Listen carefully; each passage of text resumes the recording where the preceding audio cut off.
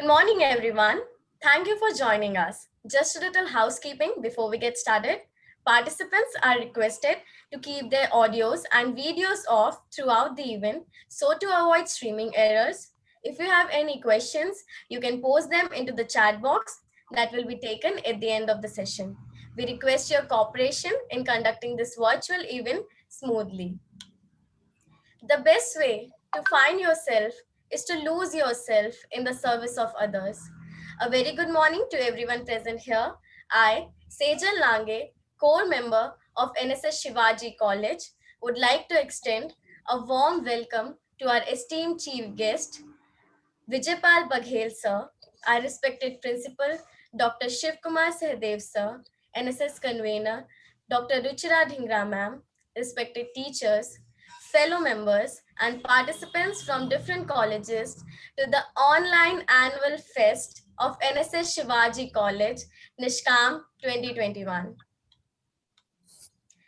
So let's start this event by offering our prayers to Ma Saraswati by listening to Saraswati Vandana sung by Himanshi.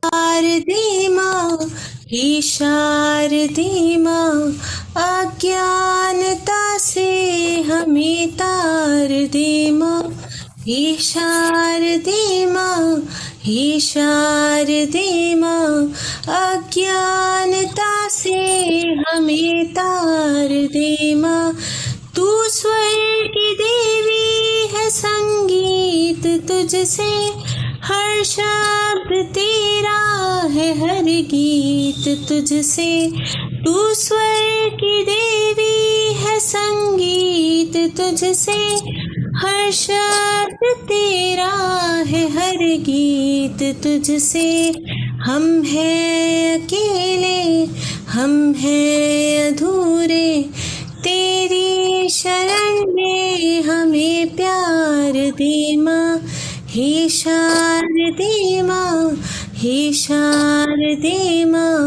अज्ञानता से हमें तार दे माँ अज्ञानता से हमें तार दे माँ अज्ञानता से हमें तार दे माँ। The NSS team of Shivaji College welcomes our chief guest, Mr. Vijaypal Baghel, with a virtual bouquet as a token of gratitude. We welcome you, sir. We at Shivaji College, a premier institution of University of Delhi, accredited with grade A by NAC, believe in selfless community service and making a significant contribution to the society. NSS Shivaji College has conducted numerous initiatives through sessions both physically and virtually, including community outreach programs as well as the promotion of education for the underprivileged section of the society. जीवन का सबसे स्थायी और जरूरी सवाल यह है कि आप दूसरों के लिए क्या कर रहे हैं। एनएसएस का सिद्धांत इसी सवाल का एक सीधा उत्तर देता है, नॉट मी बट यू, यानी स्वयं से पहले आप। इसी ज्वाला को जलाए रखते हैं हमारे एनएसएस के स्वयंसेवक, जिन्होंने गांधी जी के आदर्शों पर चलकर एनएसएस को सफल बनाया है। एनएसएस ने लोगों को यही सिखाया है कि स्वयंसेवक एकमात्र ऐसा इंसान है जो इस राष्ट्र की करुणा, निस्वार्थ सेवा, धैर्य और एक दूसरे के प्रति देखभाल का बीड़ा उठा रहे हैं। NSS Shivaji College organizes its annual Fest Nishkam to celebrate the essence of social service and promote the feeling for the same. Nishkam was started with the motive of inculcating the values and virtues of social service in everyone by encouraging them to participate in various competitions related to the theme that stood at par with the NSS core values. Nishkam over the years has celebrated the importance of social service and kindness. During such trying times of COVID-19 pandemic, Nishkam celebrates all the frontline workers who have risked their own lives in order to save ours. So, tighten up your seatbelts as we take on with this journey of Nishkam 2021, which is filled with fun, enthusiasm, surprises, and at its core, social service. On this note, I would now request our convener, Dr. Ruchira Dhingra ma'am, who has always been our anchor of strength and has supported us all throughout this journey, to enlighten us with her precious words of wisdom. धन्यवाद। आज के आयोजन में आप सभी गणमान्य अतिथियों, छात्रों का एनएसएस शिवाजी कॉलेज की तरफ से स्वागत, वंदन, अभिनंदन। राष्ट्रीय सेवा योजना अनुशासन और समाज सेवा के माध्यम से मैं नहीं आप की भावना को विकसित करती है। शिवाजी कॉलेज का राष्ट्रीय सेवा योजना प्रकोष्ठ निरंतर यह प्रयास करता रहता है कि समाज के प्रत्येक वर्ग तक हम पहुंचें, उनकी समस्याओं को सुने और यथाशक्ति उनका समाधान करने का प्रयास करें। इस दृष्टि से हमने विगत वर्ष किन्नरों, वृद्धों, दिव्यांगों, लघु उद्योगों में संलग्न लोगों, लुप्त होती कला और कलाकारों एवं गरीबी रेखा से नीचे जीने वाले के लिए विवश लोगों की समस्याओं को गहराई से समझने का प्रयास किया, उन तक पहुंचे और उनकी समस्याओं को दूर करने में भी हमने थोड़ा बहुत योगदान दिया। बीत जाते हैं खूबसूरत लम्हे कहानी बनकर, यादें रह जाती हैं दिलों में निशानी बनकर। देखते ही देखते मित्रों, एक वर्ष बीत गया। कोरोना के कारण हर ओर नकारात्मक वातावरण था, फिर भी हम हारे नहीं, थके नहीं। कुछ अपनों को हमने खोया और कुछ को मौत के मुंह से बाहर निकाल लाए। शिवाजी कॉलेज की एनएसएस के कर्मठ योद्धा जहां कहीं भी थे, उन्होंने वहीं से समाज के प्रति अपने दायित्व को निभाने का प्रयास किया। वेबिनारों के माध्यम से हमने जागरूकता अभियान चलाए, योग से स्वस्थ रहने की प्रेरणा दी, तो ration, mask, sanitizer, sanitary pads, बच्चों को बिस्कुट, रस्क, पुस्तकें, साबुन, वस्त्र आदि देकर लोगों को कुछ राहत दी और अपने लिए ढेर सारी खुशियां और आशीर्वाद कमाया। हमारे स्वयंसेवियों ने अपने घरों के पास रहने वाले मजदूर भाई बहनों के बच्चों को ऑनलाइन पढ़ने और परीक्षा देने में भी मदद की।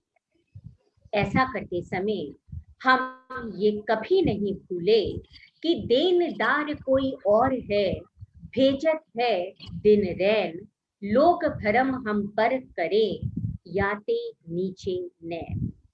हमने संकल्प लिया कि अपनी सामर्थ्य के अनुसार हम किसी को भूखा नहीं रहने देंगे। इस क्रम में हमारे छात्रों ने अपने घरों से भोजन बनाकर वितरित किए। आप सबके स्नेहाशीष से अब भी हम संकल्पित हैं कि अपनी सामर्थ्यानुसार हम निरंतर समाज की सेवा करते रहेंगे। अंत में आप सबका आभार अभिव्यक्त करते हुए मात्र इतना कहना चाहूंगी कि हम सब एक परिवार की तरह हैं। यदि जरा सी भी आपको घबराहट अनुभव हो, कुछ दिक्कत हो, तो हमें याद करिएगा। आप हमें अपने पास खड़ा पाएंगे। लौट आएंगी खुशियां, अभी कुछ तकलीफें का शोर है। लौट आएंगी खुशियां, अभी कुछ तकलीफों का शोर है। जरा संभल कर रहो दोस्तों, ये इम्तिहानों का दौर है। धन्यवाद।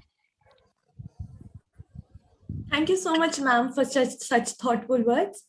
Moving on, let's take a look on the incredible work done by the NSS team members and faculty over the past 1 year.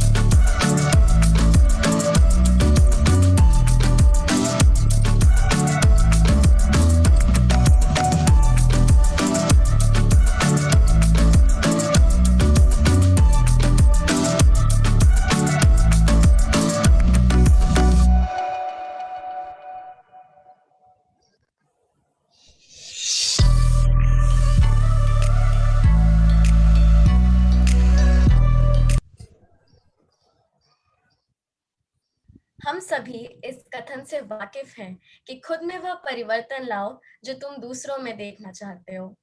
आज हम सभी के बीच जानी मानी हस्ती विजयपाल बघेल जी हैं। बघेल जी का जन्म उत्तर प्रदेश के हाथरस में हुआ है। उन्होंने अपना जीवन प्रकृति के संरक्षण, जल बचाने, हरित संकल्प, प्रदूषण को कम करने के साथ साथ ग्लोबल वार्मिंग को रोकने के लिए समर्पित किया, जिस कारण से उन्हें आज भारत के ग्रीन मैन के नाम से जाना जाता है। बघेल जी को कई पुरस्कारों से सम्मानित किया जा चुका है, जिनमें डॉक्टर एपीजे अब्दुल कलाम पुरस्कार और शान ए हिंद पुरस्कार शामिल है। आज वह अपनी पूरी क्षमता के साथ भारत को एक साफ सुथरा देश बनाने में अपना योगदान दे रहे हैं। श्री विजयपाल जी से अनुरोध है कि वे अपने शब्दों के द्वारा अपने अनुभव और पर्यावरण से जुड़ी जानकारियों को हम सभी के बीच साझा करें। बहुत धन्यवाद मुस्कान डिमरी जी। शिवाजी कॉलेज की पूरी टीम को और एनएसएस एनुअल फेस्ट निष्काम 21 के माध्यम से जो कार्यक्रम आपने प्रस्तुत किया है, उसके लिए मैं आप सबको आयोजक मंडल को बहुत बधाई देता हूँ, बहुत शुभकामनाएं देता हूँ।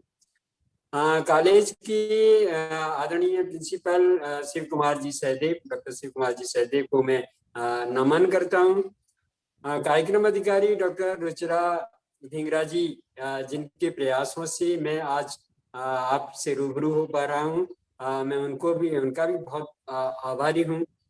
राष्ट्रीय सेवा योजना के साथ मेरा कॉलेज टाइम से भी संबंध रहा है और बाकी अभी भी कई विश्वविद्यालयों की एडवाइजरी कमेटी का मेंबर होने के नाते अभी जो स्पेशल कैंप्स हुए थे उनमें भी जाने का मौका मिला और एनएसएस के जो वॉलंटियर्स हैं वो किस तरह काम करते हैं ये व्यावहारिक रूप से मैंने जिया है और देखा है। मैं शिवाजी कॉलेज की पूरी टीम को, क्योंकि अभी मैंने जो आपकी प्रोग्रेस रिपोर्ट एक पीपीटी के माध्यम से देखी, तो जितने भी सरोकार हैं, सामाजिक सरोकार हैं, उन सामाजिक सरोकारों का जो हमारे उद्देश्य हैं एनएसएस के, सारे उद्देश्यों को पूरा करने में जो अथक प्रयास किए, उन पूरे सभी जो स्वयंसेवक स्वयं सेविकाएं हैं जिन्होंने इनको व्यवहारिक रूप दिया, मैं उनको भी बहुत आभार व्यक्त करता हूँ। पूरी दुनिया कोविड-19 के जो पेंडेमिक से ग्रसित है और 2020 में ये हमारे देश में आ गया था और 2019 में ये चाइना के वुहान शहर से केवल 40 संक्रमित मरीज के माध्यम से आज पूरी दुनिया में है। बहुत सारे इस की चपेट में आए हैं और आधी दुनिया इसकी चपेट में अभी भी है। दूसरे राउंड में अभी हम देख रहे हैं कि ये स्टैंड कितना भयावह स्थिति ला रहा है। अभी युवाओं को भी इसने अपने चपेट में लिया है। आप देखेंगे तो आपको लगेगा कि ये सब जो वैश्विक महामारी है इसके पीछे का कारण क्या है। मेरे हिसाब से क्योंकि ना 2019 में जिस समय इसकी खोज हुई दिसंबर के महीने में, नवंबर के महीने में, तभी से हम इसके पीछे लगे थे और हमने उस समय पे हम एक पदयात्रा 5 करोड़ी हरित पदयात्रा के रूप में हम अरब सागर से लेके हिमालय तक भारत में ग्रीन वॉल ऑफ इंडिया बनाने का एक मुहिम लेके चले थे ग्लोबल ग्रीन पीस मिशन के माध्यम से। हमने 11 दिसंबर को उसको गांधी जी के जन्म स्थल, क्योंकि 150वीं उनकी जयंती वर्ष चल रहा था, हमने कीर्ति मंदिर जहाँ उनका जन्म स्थल है वहां से हमने इस ग्रीन वॉल ऑफ इंडिया का भूमि पूजन करके राष्ट्रीय वृक्ष का रोपण करके हमने शुरू किया था। 100 दिन की यात्रा थी। 21 मार्च 2020 को कुरुक्षेत्र में उसका समापन था और पूरी यात्रा में, चाहे वो अमेरिका के राष्ट्रपति जब यहाँ रहे हों, चाहे सियानी ये शाहीन बाग का पूरा देश जिससे प्रभावित रहा हो, उस समय आप देख रहे होंगे कि कोविड-19 ने पूरी दुनिया में अपने पैर पसार लिए थे और अपनी चपेट में ले लिया था। हम बहुत सारे न्यूज चैनल्स और बहुत सारे रिसर्चर्स हमसे जब बात करते थे तो हमने इसके मूल में जाने का एक कारण बताया, और वो बताया कि प्रकृति के साथ जो छेड़छाड़ हुई है उसका एक ये नतीजा है। आपने देखा होगा कि 21 मार्च को जब हम समापन कर रहे थे और 22 मार्च को माननीय प्रधानमंत्री नरेंद्र मोदी जी ने पहले जनता कर्फ्यू लगाया था और 23 मार्च से संपूर्ण लॉकडाउन हो गया था। आपने देखा होगा कि लॉकडाउन के समय पे प्रकृति अपने मूल स्वरूप में आ गई थी। आपने ये भी देखा होगा कि आसमान में टिमटिमाते तारे आपको दिखाई दे रहे थे, 300 किलोमीटर दूर से हिमालय दिखाई दे रहा था। गंगा एक्शन प्लान 1985 में बना था। 85 से लेकर 35 साल में हम गंगा को साफ नहीं कर पाए थे, लेकिन लॉकडाउन के टाइम पे गंगा या और सारी नदियां निर्मल और अविरल हो गई थी। हमने सुबह सुबह पक्षियों की चहचहाट सुनी थी। हमने चारों तरफ AQI लेवल को, जब गैस चैम्बर बनता है, हमने देखा था कि अभी भी परसों वीकेंड को जो लॉकडाउन रहा दिल्ली में, वहाँ का AQI लेवल बहुत कम हो गया। तो इसके पीछे जो लबो-लबाब है, ये देखने की बात है कि नेचर ने को सबसे ज्यादा जो नुकसान किया है केवल वो मानव नाम का प्राणी है। वो लॉकडाउन हुआ, घर के अंदर बंद हुआ और नेचर अब रूप में आ गई। सारा बिल्कुल नैसर्गिक पूरी जो छटा थी नेचर की, वो अपने मूल रूप में आ गई। नवरात्रियों का पर्व चल रहा है और आज 8 दुर्गाष्टमी का है, और मैं क्योंकि शक्ति के रूप में, प्रकृति के रूप में मैं प्रकृति का पुजारी हूँ, और आप सबको इसकी भी बधाई देता हूँ कि या देवी सर्वभूतेषु प्रकृति रूपेण संस्था नमो तस्ते नमो तस्ते नमो तस्ते नमो नमः। कल रामनवमी है और परसों दुनिया पृथ्वी दिवस मनाएगी।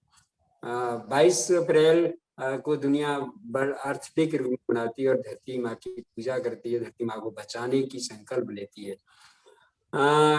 अभी आज दुनिया में सबसे ज्यादा जो जरूरत है, सबसे ज्यादा जिसकी किल्लत है, सबसे ज्यादा जिसकी मांग है, वो है ऑक्सीजन। ऑक्सीजन बनाने का कारखाना केवल पेड़ होता है। साइंस ने बहुत तरक्की की है, चांद और मंगल और दूसरे ग्रहों पर भी अपना खोज जारी है। नासा ने हमको भी मार्स मिशन के में जोड़ के मार्स पे भेजने का एक बोर्डिंग पास अभी भेजा है। ये सारी चीजें तो हम करेंगे, लेकिन उससे पहले हमको धरती माँ को बचाना है। माँ कैसे बचेगी इसकी हमको, क्योंकि हमको पूरी दुनिया में जो पर्यावरण संतुलित रखना है, उसके लिए 1/3 भूभाग हरित रखना है। ये पॉलिसी है कि 1/3 भाग भूभाग अगर हरा होगा तो पर्यावरण वहाँ का संतुलित रहेगा। लेकिन है कितना? पूरी दुनिया का अगर आप देखेंगे तो हम मात्र 33% की जगह 26% पे हैं। हम भारत की बात करें, अपने देश की बात करें, तो हमारे देश में हरियाली बहुत कम है, जबकि प्रकृति की सबसे बड़ी कृपा यहाँ है। UNO की एक कमेटी का मेंबर होने के नाते मुझे दुनिया के बहुत सारे देशों में जाने का मौका मिला है। मैंने देखा है कि नेचर की जितनी कृपा भारत पे है, इसलिए तो हम इसको भारत माता कहते हैं, ऐसा कहीं भी नहीं है। सबसे ज्यादा बरसात होती है तो भारत में होती है, सबसे ज्यादा सूखा पड़ता है तो भारत में होता है, सबसे ज्यादा ठंड पड़ती है तो भारत में पड़ती है, सबसे ज्यादा गर्मी होती है तो भारत में होती है। चाहे वो रेगिस्तान का मामला हो, चाहे प्रकृति के हम जो 6 ऋतुएं हैं, उन सारी ऋतुओं का आनंद लेने वाला अगर कोई भूखंड है तो केवल भारत देश है। हम दुनिया में कहीं आप सूरज नहीं देख पाते हैं, कहीं गर्मी नहीं देख पाते हैं, कहीं सर्दी नहीं देख पाते हैं, कहीं बसंत नहीं देख पाते हैं, लेकिन हम यहाँ सब कुछ देखते हैं। यहाँ अभी 2015 में पेरिस में सम्मेलन हुआ था, सौभाग्य से प्रधानमंत्री जी के साथ मुझे भी जाने का मौका मिला था। वहाँ नेचर जर्नल ने एक रिपोर्ट पेश की थी और उसमें कहा था कि पूरी दुनिया का पर्यावरण बचा के रखना है तो प्रति व्यक्ति 500 पेड़ का औसत होना चाहिए। नेचर जर्नल ने सर्वे किया तो पूरी दुनिया में प्रति व्यक्ति पेड़ का औसत 422 आ रहा है। ये पूरी दुनिया का सिनेरियो है जिसमें कनाडा, रसिया, जापान, ब्राजील ऐसे देश हैं जहां प्रति व्यक्ति पेड़ का औसत 8,000, 9,000, 10,000 के बराबर है। भारत में हम केवल 28 पेड़ पे जिंदा है। सच में हम राम भरोसे जिंदा है। 500 पेड़ होने चाहिए, हम 28 पेड़ पे जिंदा है। और आज पूरी दुनिया में जो ऑक्सीजन की किल्लत हो रही है, ऑक्सीजन बनाने का कारखाना केवल पेड़ होता है। पेड़ के अलावा ऑक्सीजन बनाया नहीं जा सकता है। ऑक्सीजन कम हो रहा है, कोरोना का प्रभाव ज्यादा बढ़ रहा है। आप देखिए, अर्बन एरिया में आप जाएंगे तो कोरोना ने अपने पैर पसारे, क्योंकि वहां ऑक्सीजन लेवल कम है।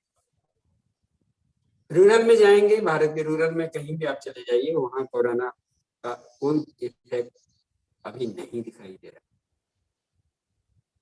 यानी कि हमको ब्रीदिंग प्रॉब्लम हो रहा है। ब्रीदिंग प्रॉब्लम हमारे जो शहर हैं, बड़े शहर, मेट्रो सिटीज हैं, वहां ये दिक्कत है। हमको वहां ऑक्सीजन तैयार करना है और ऑक्सीजन बनाने के लिए हमको हरित क्षेत्र बढ़ाना है। भारत में 18% हरित क्षेत्र, 33% होना चाहिए। भारत की स्थिति कितनी दयनीय होती जा रही है। जीडीपी नापा जाता है। मैं कहता हूं कि जीडीपी की जगह क्यों ना हम जीसीपी नापे, ग्रॉस क्लाइमेट प्रोडक्ट क्यों नहीं है। हम ना नेचर के साथ, प्रकृति के साथ, एनवायरनमेंट के हम मानक क्यों ना तय करें। अभी हर साल दिल्ली में क्या, अब तो पूरे देश में पर्यावरण आपातकाल लगता है। हर चीज बंद होती है। अभी भी लॉकडाउन दिल्ली में चल रहा है।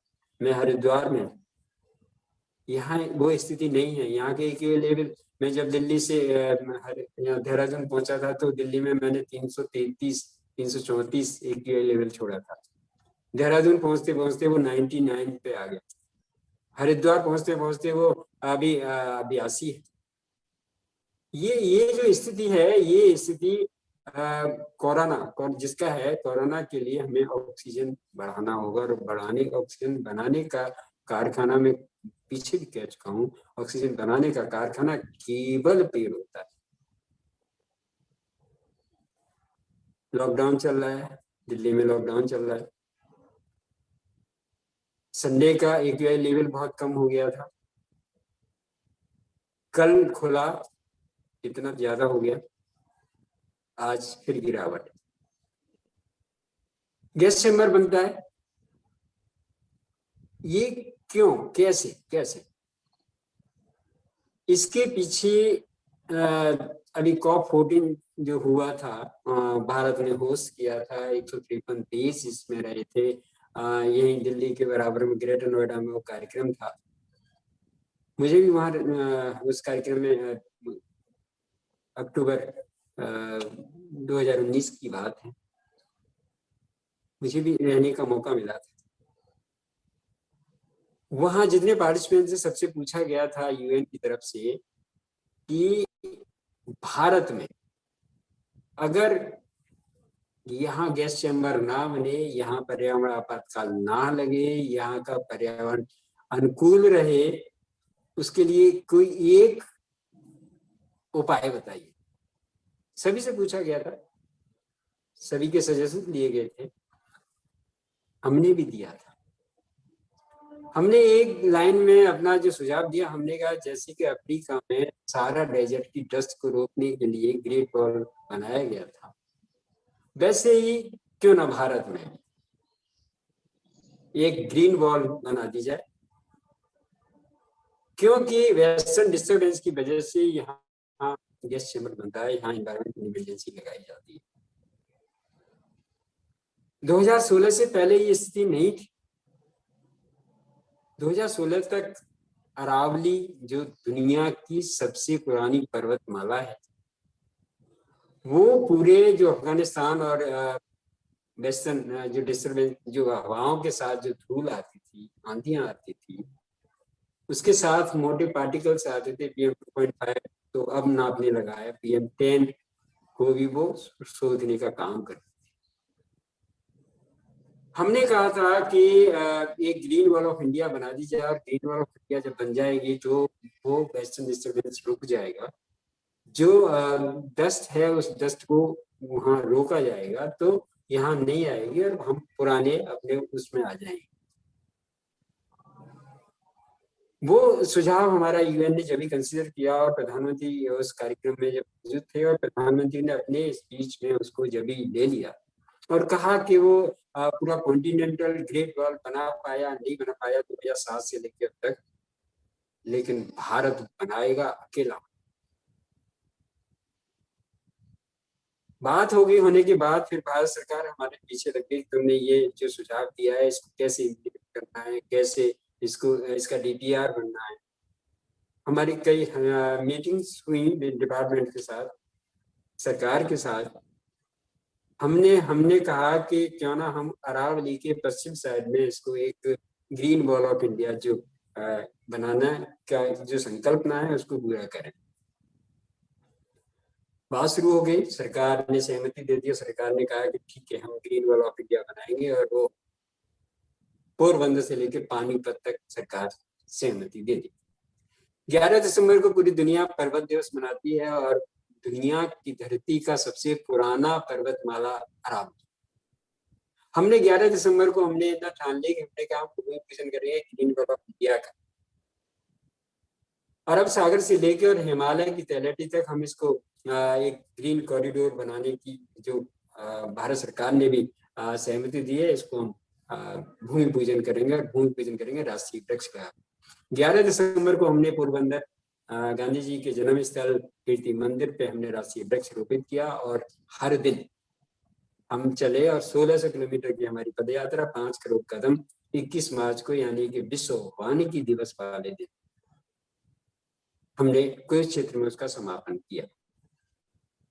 ठीक उसके बाद लॉकडाउन लग गया। बहुत सारे लोगों को हम जो हमारे चिंतक थे उन्होंने कहा कि वो केवल अभी तक जो लॉकडाउन रुका था, कर्फ्यू रुका था, केवल आपकी यात्रा पूरी कराने के लिए रोका गया था, और आपकी जो साधना थी वो पूरी हुई, और प्रकृति ने सुना और प्रकृति मूल स्वरूप में आ गई। प्रकृति ने बता दिया कि मानव तेरी औकात नहीं है, जितना तूने नाश करना है कर लिया है, अब तू सुधर ले, सचेत हो जा। लेकिन मानव कुछ दिन तो सोचा, उसके बाद फिर वही हालत आ गई, और हम जो न्यू स्टैंड है उसके रूप में कोरोना को देख रहे हैं। ग्रीन कवर 26% दुनिया का, 18% भारत का। प्रदेशों की हालत देखें तो प्रदेशों की हालत बहुत खराब है, वो हमको पूरा करना है। पूरा करने के लिए हमको जो करना है ग्रीन वॉल बना के, उसमें 133 करोड़ पेड़ लगने की संभावना, 1600 किलोमीटर लंबा, 5 किलोमीटर चौड़ा एक ग्रीन कॉरिडोर बनने वाला है। अगर ये पेंडेमिक नहीं होता तो काम दिखाई देने भी लगता। भारत सरकार के अभी तक हम संपर्क में हैं। अभी प्रधानमंत्री कार्यालय से एक हमको जो नया इस पे जो होने वाला है, और अब की बार जो बजट पेश हुआ था उस बजट में 43% केवल इस वजह से बढ़ाया गया था कि हमको ग्रीन वॉल ऑफ इंडिया के लिए प्रावधान रखना है। अभी हम परसों अर्थ डे मनाने वाले, पूरी दुनिया अर्थ धरती माँ का तो बलात्कार हो रहा है, धरती माँ को तो हमने नंगा कर दिया, धरती माँ को तो बुखार कर दिया। ग्लोबल वार्मिंग क्या है? धरती को बुखार, धरती गर्म हो रही है, धरती तप रही है, क्योंकि हमने उसकी जो हरी चादर थी उसको सीमेंट दिया। डिफॉरेस्टेशन कितना हुआ है? हम चाहते हैं कि हमको जिंदा रहना है, पहले हम मंगल और चांद पे तो रहने लायक बना लेंगे, लेकिन पहले हम धरती को तो बचा लें। हम धरती को खत्म करेंगे, फिर चांद और मंगल पे घर बनाएंगे। जहां है और होने के लिए सबसे ज्यादा जो जरूरी है, आदमी तो सृष्टि की सबसे आखिरी रचना है। मानव के रूप में सृष्टि की सबसे आखिरी रचना है मानव। इसके बाद सृष्टि ने कुछ नहीं बनाया। जो दिखाई देता है वो सब मानव से पहले का है। और मानव के रूप में ये जो रचना है बहुत ज्यादा पुरानी नहीं है, 16,000 साल पुरानी है बस। इससे पहले सारी जो सृष्टि है वो जो दिखाई दे रही है। हमने नासा को भी कहा, हमने कहा कि आप नासा पे जीवन ढूंढ रहे हैं, मार्स पे जीवन ढूंढ रहे हैं, अच्छी बात, लेकिन मार्स पे पहले पेड़ लगा दो, अपने आप जीवन तैयार हो जाएगा। पेड़ लगाने की जो खोज है, रिसर्च है, उस पे काम करिए, क्योंकि पेड़ जहां जाएगा वहां जीवन अपने आप चला जाएगा। यहाँ के पेड़ों को तो खत्म कर रहे हैं। हम किसी न किसी रूप में सभी धार्मिक मान्यताओं को मानने वाले, चाहे हिंदू हो, मुस्लिम हो, सिख हो, ईसाई हो, जैन हो, बौद्ध हो, बहाई हो, जो भी है। मैं आध्यात्मिक रूप से भी हर जगह मुझे जाने का मौका मिलता है, और मैं अपनी ये बात वहां रखता हूँ कि धर्म, जितने भी धर्म है, सारे धर्म का जन्म पेड़ से हुआ। मैं इस्लाम में जाता हूँ, मैं मुस्लिम धर्म के, मैं देवबंद में एक कन्वोकेशन में मुझे बुलाया गया था, तो मैं वहां गया था, और वहां मैंने पता नहीं सरस्वती जबान पर बैठी, और वहां हरियाली की एक परिभाषा निकली थी, और उस परिभाषा के बाद मुझे बहुत सारे इस्लामिक देशों ने बुलाया। मैंने कहा हरियाली क्या है? हरियाली दो शब्दों से मिलकर बना, हरि और अली। हरि यानी कि हिंदू धर्म, सनातन धर्म का प्रतीक, ईश्वर, गॉड। अली खुदा, अल्लाह। दोनों जहां एक जगह रहते हो वो हरियाली।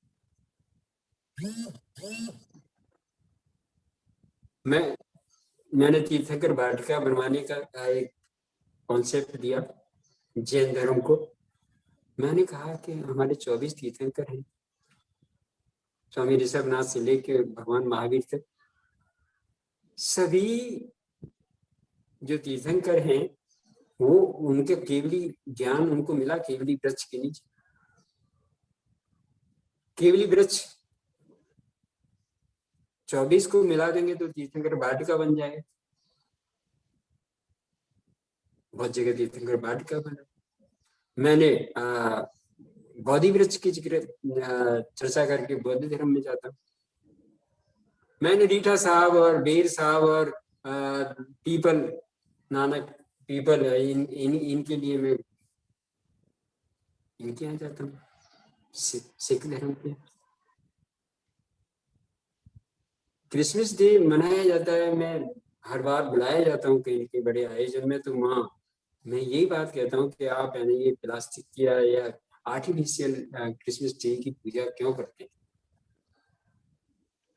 क्रिसमस ट्री है ना एड के लिए, लगाइए ना उसे, लगा के पूजा करिए ना उसकी।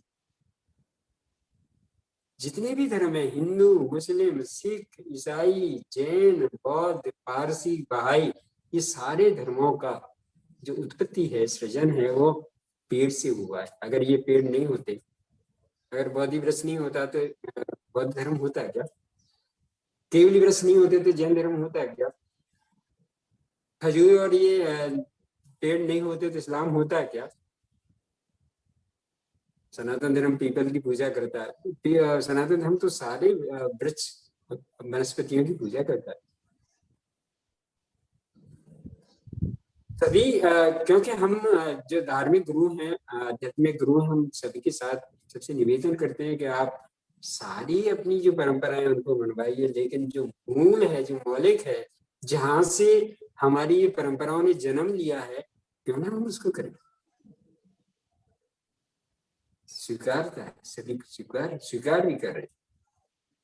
पानी की बात करें, मैंने 4 पीढ़ी देख रहा हूं, मैं बहुत पीछे नहीं जा रहा, सृष्टि सृजन से लेकर अब तक नहीं जा रहा। मैंने 4 पीढ़ी देखी, मेरे दादाजी ने नदी का पानी पिया। मेरे पिताजी के टाइम पे कुएं आ गए थे, पिताजी ने कुएं का पानी पिया। पीढ़ी चेंज हुई, हमारा युग आया तो हमारे टाइम पे हैंडपंप आ गया, हमने हैंडपंप का पानी पिया। मेरे बच्चे आज बोतल का पानी पी रहे। केवल 4 पीढ़ियों में हम नदी से बोतल पे। 5वीं पीढ़ी क्या करेगी?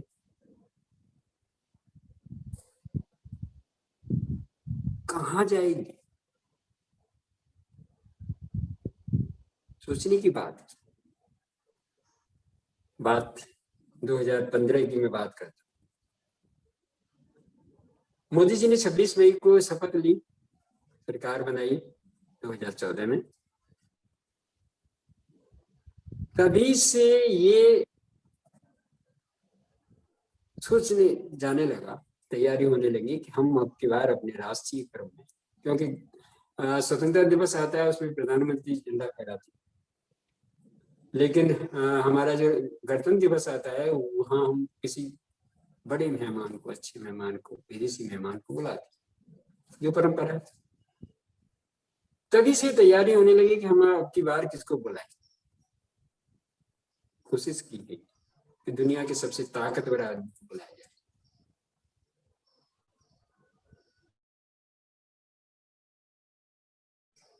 को निवेदन किया गया, हम लोग भी लगे थे, हमारा भी लालच था। हमारा तो पेड़ लगाने का, हरियाली बढ़ाने का, दुनिया तक संदेश पहुंचाने का एक लालच था। आपको जान के हैरानी होगी, 3 बार उनका कार्यक्रम रिजेक्ट हुआ, कैंसिल हुआ, वापस हुआ। हमारे निवेदन को स्वीकार किया गया, लेकिन हमारे प्रधानमंत्री थोड़ा जिद्दी स्वभाव के थे। और भारत की स्थिति उस समय अमेरिका के सामने ऐसी नहीं थी जैसी आज। भारत को ऐसा महत्व नहीं दिया जाता। 3 बार कार्यक्रम उनका वापस हुआ, हमारे निवेदन को स्वीकार किया गया।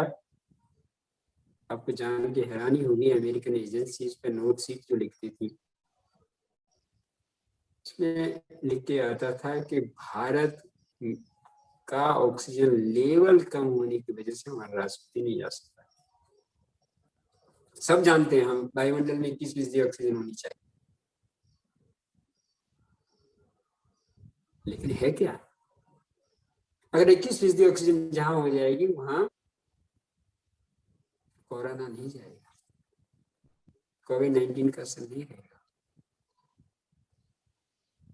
21% ऑक्सीजन नहीं थी, इस वजह से अमेरिका के राष्ट्रपति ने हमारे यहाँ आने से मना कर दिया। आए क्योंकि हमारे प्रधानमंत्री जिद्दी स्वभाव के, हमने कहा कि हम कर लेंगे, आपको ऑक्सीजन चाहिए ना, ऑक्सीजन मिल जाएगी। 3 दिन का कार्यक्रम था उनका, 24 जनवरी, 25 जनवरी, 26 जनवरी 2015। 24 जनवरी को अपने प्रोटोकॉल में रहे। 25 जनवरी को आपने शायद न्यूज चैनल के माध्यम से देखा होगा कि हमने उनसे राजघाट पे पीपल का पौधा रोपित कराया। राजघाट सभी ने देखा होगा, गांधी जी का समाधि स्थल, डेंस ग्रीन, यमुना का किनारा, और बहुत सारी वैकल्पिक व्यवस्थाएं भी की गई थी, क्योंकि जिस बात का डर था ऑक्सीजन कम ना हो जाए, वो सारे इंतजाम किए गए थे। लेकिन जब पौधा लगाया जा रहा था, मैं गवाह हूं इस बात का, ऑक्सीजन लेवल नापा जा रहा था, ऑक्सीजन लेवल 11% मापा गया, ठीक आधा। ये तो तब था जब राजघाट से सींचे गए, डेंस ग्रीन।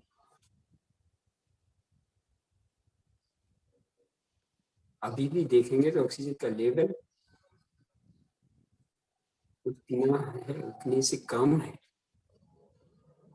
साइंस के विद्यार्थी जानते होंगे कि 6% ऑक्सीजन वायुमंडल में रह जाता है तो सांस नहीं ली जाती।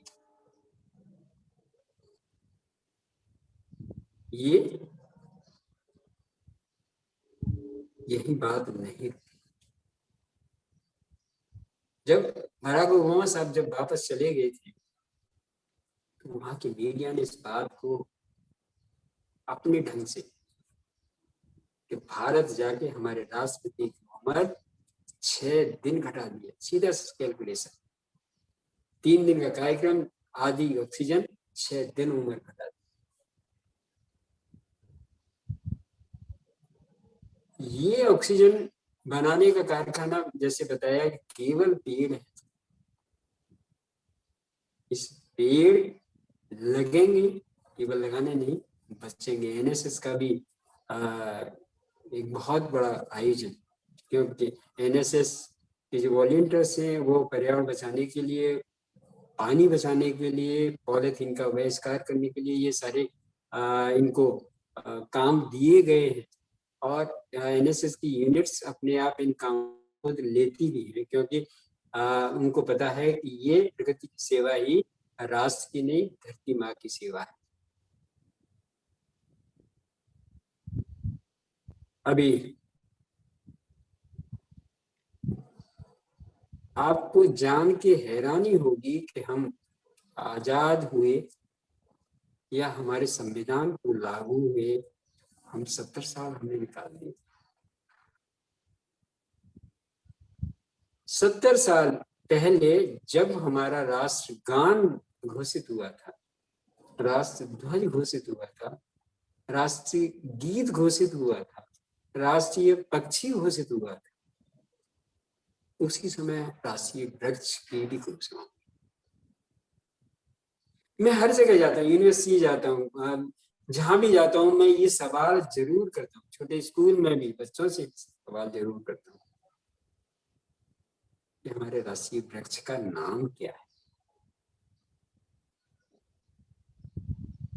मुझे 70 साल एक साथ हमें प्रोटोकॉल देना चाहिए कि नहीं देना चाहिए राष्ट्रीय, जैसे हम राष्ट्रीय ध्वज को सलाम करते हैं, राष्ट्रगान का सम्मान करते हैं, क्या हमको राष्ट्रीय वृक्ष को प्रोटोकॉल नहीं देना चाहिए?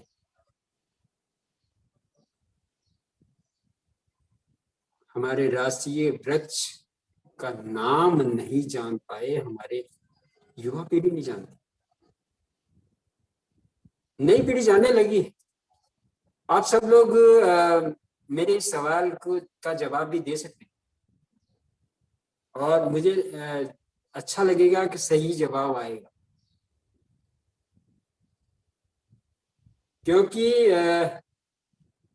हमारा जो राष्ट्रीय वृक्ष है, ये वृक्ष हमको हम हर राष्ट्रीय कार्यालय, हर सरकारी कार्यालय, सरकारी बिल्डिंग तो लगना चाहिए। हमारा एक हरित सत्याग्रह चल रहा है। हमारा हरित सत्याग्रह है कि राष्ट्रीय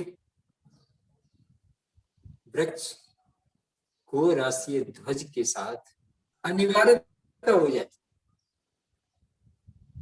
हमारी एक मांग है कि हम क्यों ना राष्ट्रीय वृक्ष नीति बनाए।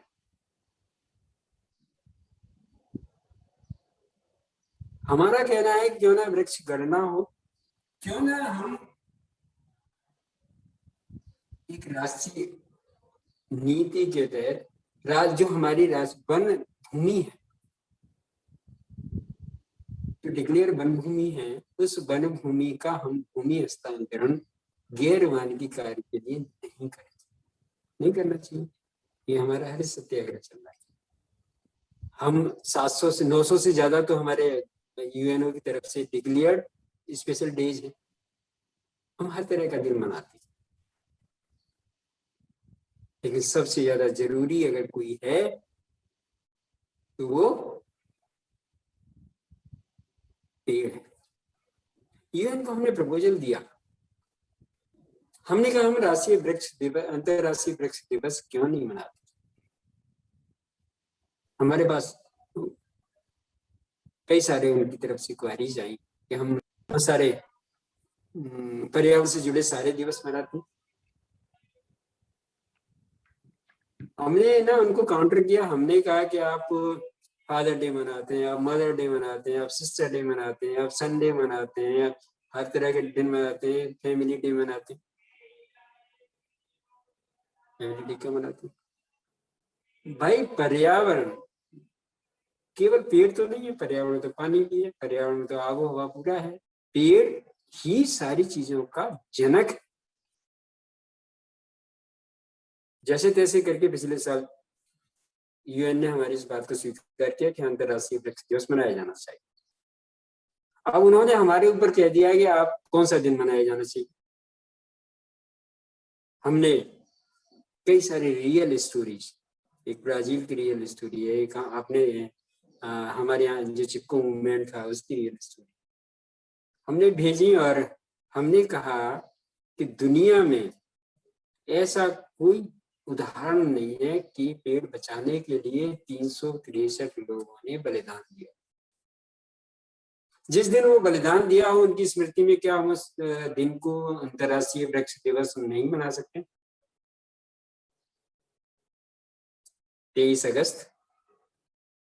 अगस्त की घटना है, 1730 की घटना है कि जोधपुर के पास खिजड़ी गांव में माता अमृता देवी सोई के नेतृत्व में, जिन्होंने खुद भी बलिदान दिया, अपनी 3 बेटियों को बलिदान दिया, और वहां आस पड़ोस के गांवों के 18 दिन लगातार चले इस आंदोलन में शहीद होने वालों की संख्या 363 थी।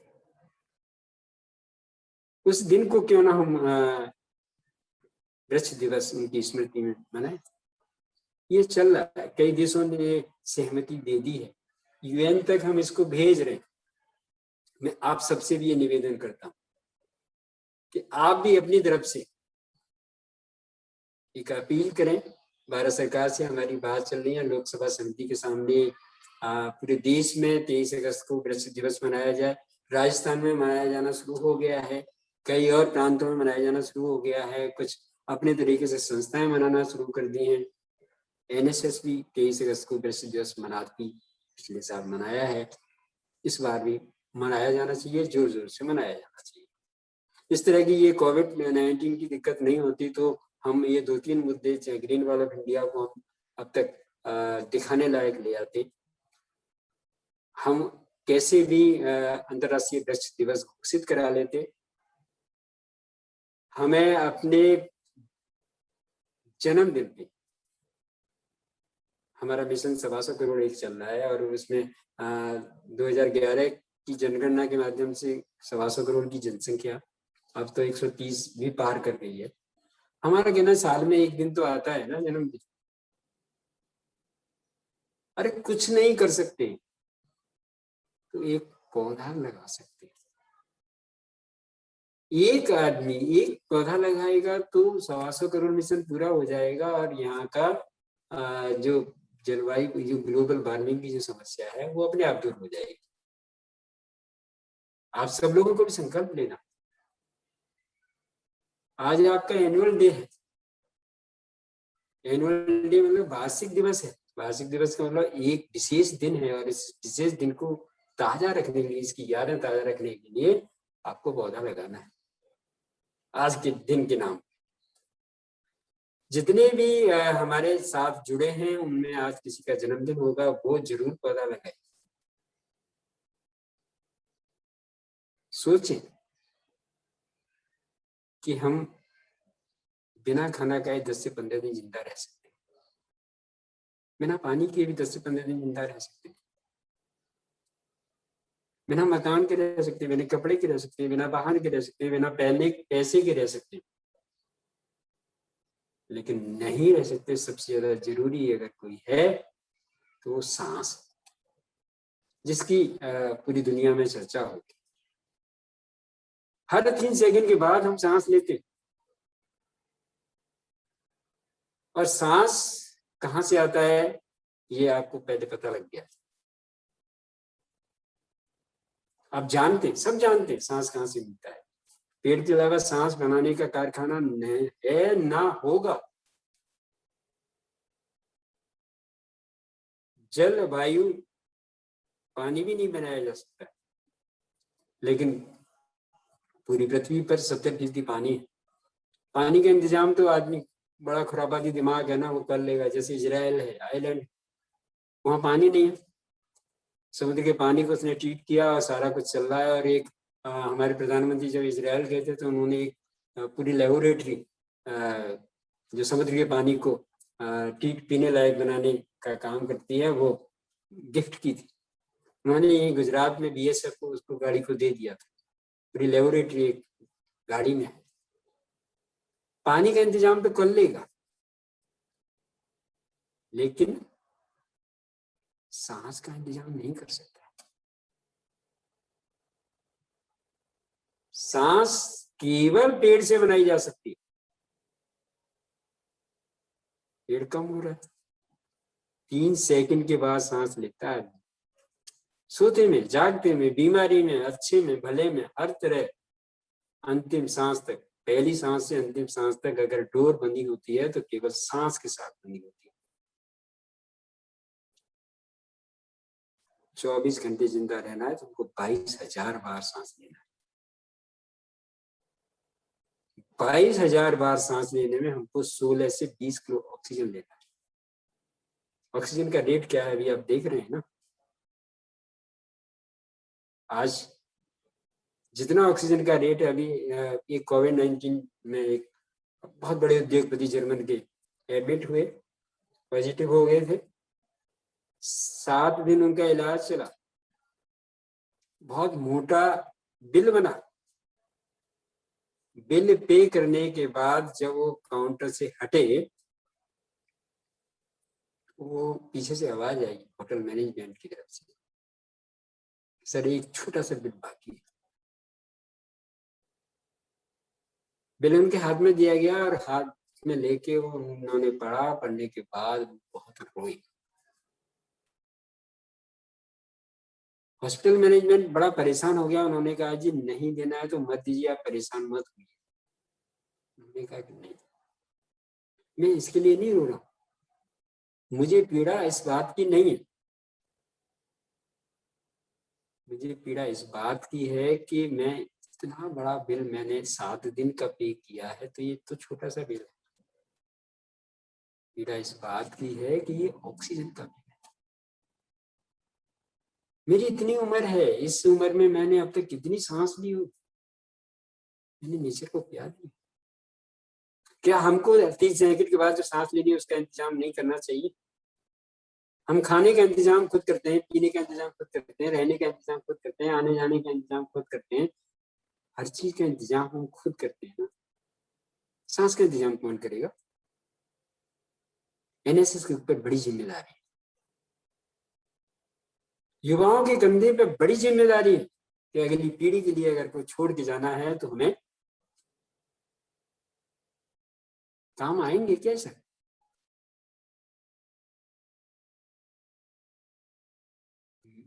मेरा मानना है कि हम अगली सांस लेने का इंतजाम खुद करें।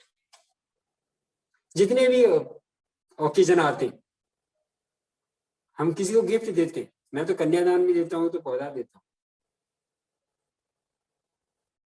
मैं श्राद्ध मनाता हूं तो पौधे लगाता हूं,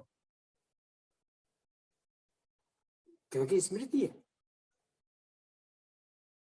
और भारत में तो हम प्रकृति की पूजा पहले से करते आ रहे। 33 करोड़ देवी देवता माने जाते हैं ना।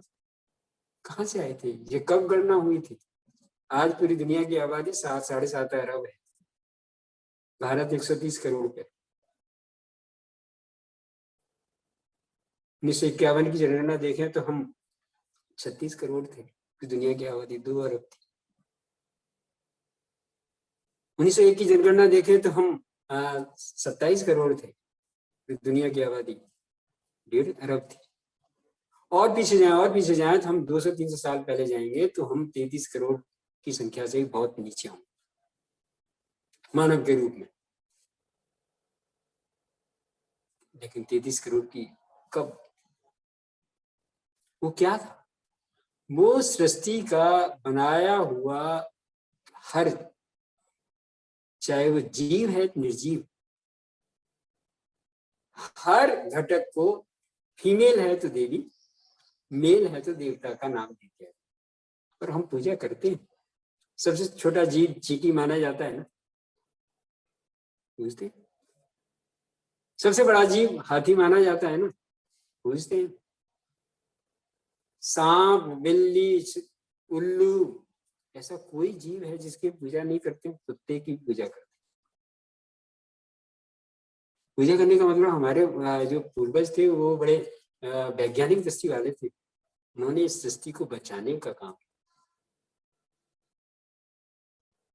हम तो सूअर की पूजा करते हैं। हमारा जो 12 अवतारों में जो पहला अवतार है, 12 अवतार है, हम तो सूअर की पूजा करते हैं। हर जीव की पूजा करते हैं जो नेचर ने बनाया। जैसे जीव बनाया वैसे ही वनस्पति बनाई। हम सब छोटी वनस्पति दूब घास होती है ना, पूजते।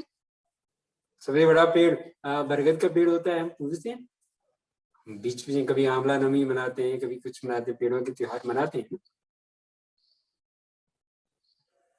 ये जो हमारे जो संस्कृति है वो प्रकृति पूजक है। अब तक ये दिक्कतें क्यों नहीं आती? आज भी गांवों में दिक्कतें नहीं है,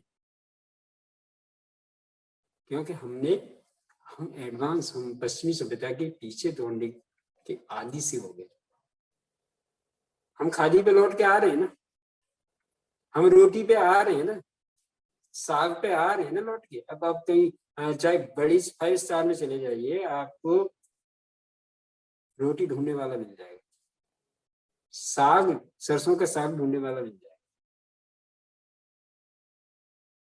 हम आ रहे हैं, हमको आना है, वहीं आना है, तभी हम बच सकते हैं। और इसके लिए मैं आप सबको बहुत शुभकामनाएं देता हूं कि आपने मेरे साथ मेरी बात को बड़े धैर्य से सुना, अमल में लाने की कोशिश करें। पेड़ से सीधी बात करें। पेड़ में संवेदनाएं होती हैं, मेरे से पेड़ बात करता है। इस भौतिक संसार में आने पे हर जीव को दैहिक, दैविक, भौतिक 3 तरह के कष्ट आते हैं। हर मानव तो अपने तरीके से समाधान खोजता है। डॉक्टर के पास जाएगा, पंडित जी के पास जाएगा, तांत्रिक के पास जाएगा, ज्योतिषी के पास जाएगा, लेकिन बाकी और जो जीव हैं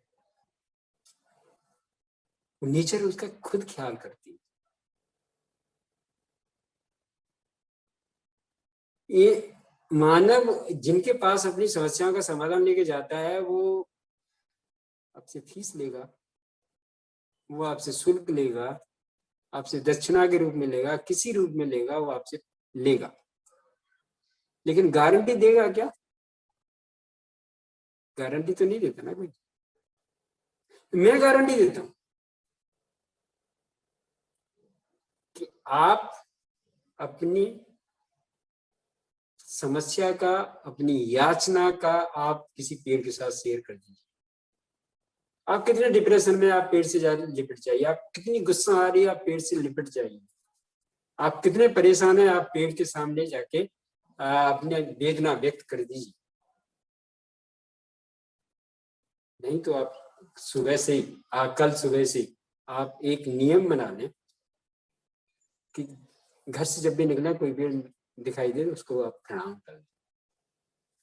पहले दिन चाहे वो जवाब नहीं देगा, दूसरे दिन भी नहीं देगा, तीसरे दिन भी नहीं देगा, लेकिन 1 हफ्ता जब होगा जब वो आपको जवाब देगा। क्योंकि सच्ची तो औरा से चल रही है। मेरे अंदर इंद्रियां हैं, विकार आ सकते हैं, लेकिन ये तो निर्विकार है, इसकी तो इंद्रियां नहीं है ना, तो इसमें तो जो निकलेगा वो पॉजिटिव ऑरा ही निकलेगा। सबसे ज्यादा ऑरा निकालने वाला सजीव अगर कोई है तो वो पेड़। आप पेड़ के आसपास अपराध भी नहीं देखते होंगे, क्योंकि वहां नेगेटिव ऊर्जा काम करना बंद कर देती है। आप लगाएं, बचाएं, अपना माने। मैं इन्हीं शब्दों के साथ आप सबको प्रणाम करता हूं कि आज संकल्प ले लें कि हमारा अगर कोई जीवन दाता है तो वो पेड़ है। पेड़ को हमें किसी तरह का नुकसान नहीं करना है और ज्यादा से ज्यादा पेड़ रोपित करके उसको बचाना। बहुत धन्यवाद, बहुत शुभकामनाएं। I, on behalf of entire NSS unit, take the pleasure of thanking Mr. Vijaypal Baghel for taking out his precious time and gracing our event with his presence. Thank you so much, sir. Ji. Now, I would like to call upon Ms. Nisha, President of NSS Shivaji College, to share her experience. Thank you, Sejal. First of all, I would like to thank our chief guest for such a thought-provoking session. Thank you so much, sir, for enlightening us with your words. When the whole world was in distress and still is, it becomes more important than ever to stand for each other as fellow human beings. This was my way of serving and being there for society at large by being at home. I wouldn't be exaggerating when I say that NSS is the best thing that happened to me in 2020. Because when everything went wrong, being the part of this society felt well. And for the kind of warmth my fellow society members and teachers have shown me, I have had the best experience of what it means by not me but you. As we come to the end of this amazing event, Nishkam 2021, it becomes more important to mention all that has gone into its making. Nishkam, being the annual fest of NSS Shivaji College, is naturally a culmination of all the big and small events, initiatives, and actions that we as a society have undertaken to improve the society that we are only a part of. Nishkam has made us realize that our steps may be small, but with each and every volunteer and participant on board, we have come a long way. The society we envisage is still a little far away, but the enthusiasm with which the event was organized and indulged in surely gives us a little more than just hope that we will reach there soon. Nishkam 21 has yet again rekindled the hope for a better tomorrow for everyone out there. The spirit of the event stands just at par with the motto of NSS, not me, but you. As Nishkam ends, let me proudly exclaim, all of us together have taken Ek Kadam Parivartan Ki Or. Thank you. Over to you, Muskan. Thank you, Nisha, for sharing your beautiful journey with NSS Shivaji College. Limitations live only in our minds, but if we use our imaginations, our possibilities become limitless. The street play team of NSS, Yatharth, has prepared a short video on the topic Is Desh Ka Yuva, emphasizing the role played by youth in nation building. Let us all take a look at it.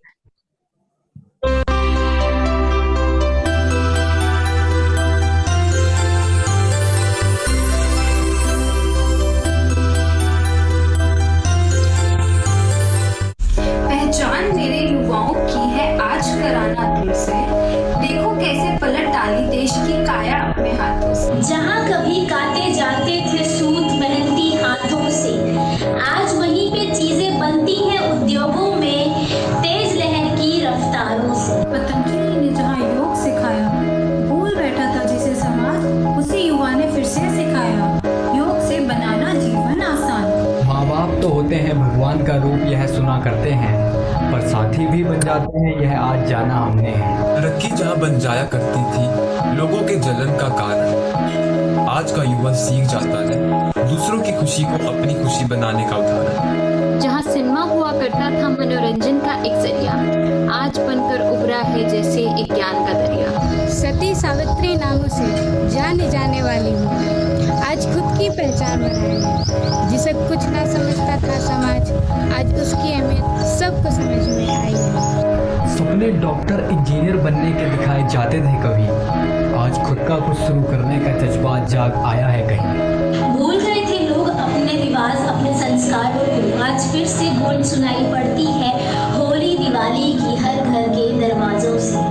चिट्ठी की तो पहचान बदलती smartphone के जमाने में, जहाँ कई महीनों लग जाया करते थे एक बात यहाँ से वहाँ जाने, अब चुटकी बजाते ही पहुँच जाती है हर किसी कोने में। नहीं पता था कुछ लोगों को अपने आसपास के बारे में, खुद से जुड़े अधिकारों के बारे में। आज का युवा निकल पड़ा है उसकी अहमियत उसको समझाने में। हर किसी को पता चला है उसकी जरूरतों के बारे में। वर्ण व्यवस्था ने जहाँ बांट रखा था इंसानों को, आज लड़ाई चल पड़ी है उसको जड़ से मिटाने को। पहचान मेरे युवाओं की है आज कराना तुमसे। देखो कैसे बदल डाली देश की काया अपने हाथों से।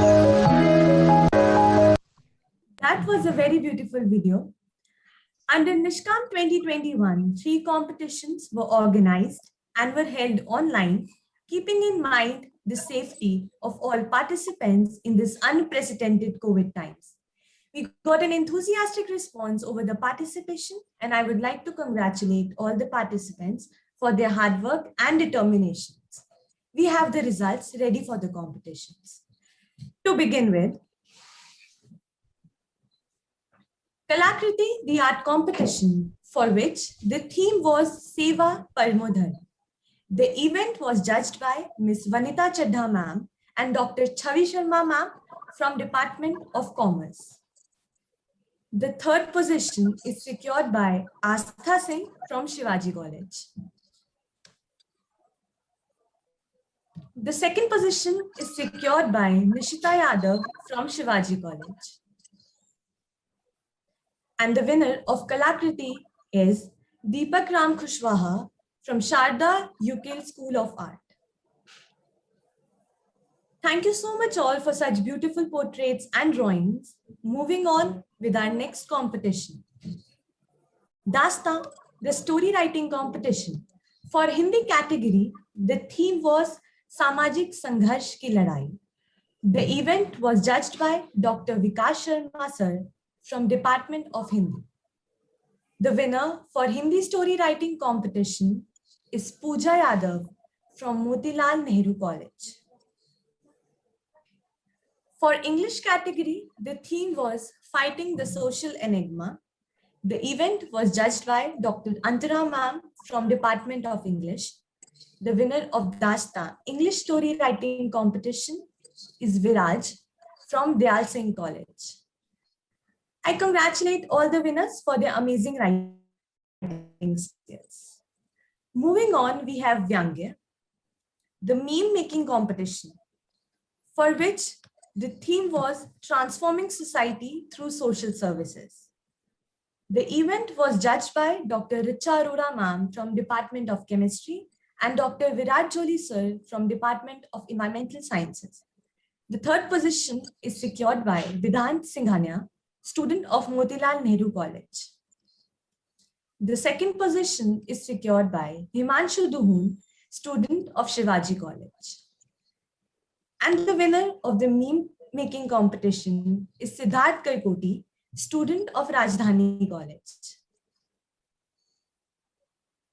I would like to thank everyone for participating, and all the winners shall be contacted shortly for the prizes and certificates. Now, I request Dr. Mridula ma'am to deliver the formal vote of thanks. Good afternoon, everyone. सबसे पहले तो मैं congratulate करना चाहूँगी अपने NSS team के teachers और students को जिन्होंने इतने अच्छे से ये सारे कॉम्पिटिशन्स ऑर्गेनाइज किए और हमारे पास दूसरे कॉलेजेस से भी पार्टिसिपेंट्स आए और उन्होंने प्राइज भी जीते हैं। ये वाकई ही बहुत खुशी की बात है कि आप पूरी यूनिवर्सिटी तक पहुँचे। श्री विजय पाल बाघेल जी, आपका बहुत बहुत बहुत बहुत धन्यवाद कि आपने आज समय निकाला और हमारे स्टूडेंट्स को और टीचर्स को एड्रेस किया। नो डाउट आपने बहुत सी अच्छी बातें बताई, कभी जिन चीजों को हम नोटिस भी नहीं करते कि जैसे किस तरीके से अमेरिका के प्रेसिडेंट ने अपने विजिट कैंसिल किए क्योंकि यहाँ पर ऑक्सीजन लेवल बहुत कम है। इनफैक्ट अपना एक्सपीरियंस यहाँ पे शेयर करना चाहूंगी कि जब दिल्ली से बाहर जाती हूँ खांसी खत्म हो जाती है, बट दिल्ली में करीब 1 साल हो गया है कभी भी खांसी टोटली खत्म नहीं होती है। तो बहुत पोल्यूशन है, ऑक्सीजन कम है, और ये आपने जो कहा कि हमें अपनी अगली सांस का इंतजाम करना है, ये आपने बहुत अच्छी बात कही कि हमारे एनएसएस के वॉलेंटियर्स पर ही ये जिम्मेदारी है कि आगे की पीढ़ियों की सांसों का भी इंतजाम करें। सर, आपसे हमने आज बहुत कुछ सीखा। जो आप green wall of India, I hope ये पूरी बन गई होगी। बहुत ही अच्छा इनिशिएटिव है और ऐसे काम होते रहेंगे तो शायद हम अपनी अगली पीढ़ियों के लिए कुछ ना कुछ बचा पाएंगे, कुछ उन्हें अच्छा देकर जाएंगे। बहुत बहुत धन्यवाद आपका सर, आपने हमारे लिए समय निकाला। और फिर से कॉन्ग्रेचुलेट करूंगी अपनी एनएसएस टीम के स्टूडेंट्स को, प्रेसिडेंट निशा और बाकी टीम को, और टीचर्स की टीम को, जिन्होंने बहुत अच्छे से ये सारे कॉम्पिटिशन्स कंडक्ट किए, जिनके मैं अभी प्राइजेस देख रही थी, विनर्स के नाम देख रही थी और एंट्रीज देख रही थी। वाकई ही बहुत अच्छा काम है। और मैं स्टूडेंट को ये भी कहना चाहूंगी कि आप ये वाले जो सारे विनर्स हैं इनको सोशल मीडिया पर भी डालिए, ताकि जो इनका मैसेज है वो सब लोगों तक पहुंचे। और मेरा थैंक्स उन सारे स्टूडेंट्स को जो इस समय हमारे साथ जुड़े हैं और जिन्होंने अपना समय निकाल के कुछ नया सीखने का आज प्रयास किया, विजय बाघेल जी से और बाकी पार्टिसिपेंट से। एंड में congratulations and thanks to Ruchira ma'am and Shiv sir, जिन्होंने सारा साल एनएसएस को इतने अच्छे से संभाला। Thank you everyone. Thank you so much, ma'am. With this, we have come to the end of the session. Thank you so much for joining the event.